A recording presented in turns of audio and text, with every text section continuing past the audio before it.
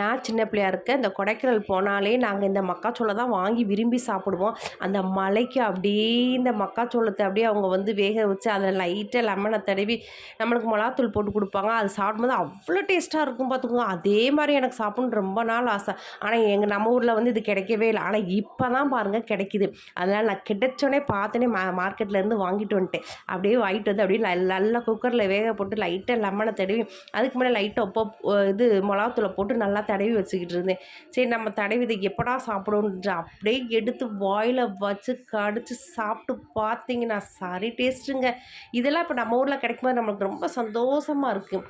ஏன்னா இதுக்காண்டி ஒரு நாள் நம்ம கொடைக்கானல்லாம் போய் சாப்பிட்டுக்கிட்டு இருப்போம் பார்த்துக்கோங்க. எனக்கு ரொம்ப பிடிச்சிருக்கு. நீங்கள் இந்த மாதிரி சாப்பிடுங்கன்னா கமெண்ட்ல சொல்லுங்கள்.